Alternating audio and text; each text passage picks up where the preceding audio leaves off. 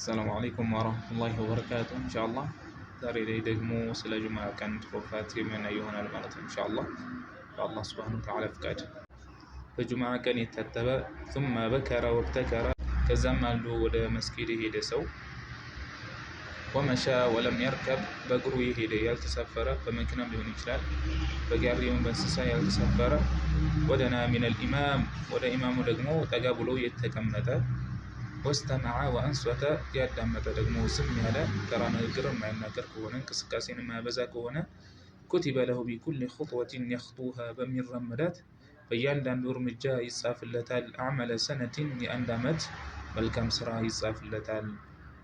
ወስያሙሃ እንደዚሁ የአንድ ዓመት ማለት ነው ጾም ይጻፍለታል አንድ ዓመት ሙሉ እንደጾመ። ወቅያሙሃ እንደዚሁ አንድ ዓመት ሙሉ በሶላት እንደቆመ ይጻፍለታል።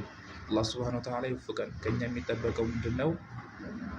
ነይቶ መተግበሩ ላይ ነውና ነይተን ማለት ነው በጊዜ ወደ መስጊድ እንግባ፣ በስነ ስርዓት አዳምጠን እንወጣለን የአጅሩ ተካፋይ እንሆን ዘንድ ማለት ነው። ላልሰሙትም እናደርስላቸው ካጅሩ ተካፋይ እንደሆኑ። ዛሬ ደግሞ ቀኑ ጁምዓ ስለሆነ በነቢያችን ሰለላሁ ዐለይሂ ወሰለም ላይ ሰላዋት እናብዛ። አሰላሙ ዐለይኩም ወረሕመቱላሂ ወበረካቱሁ።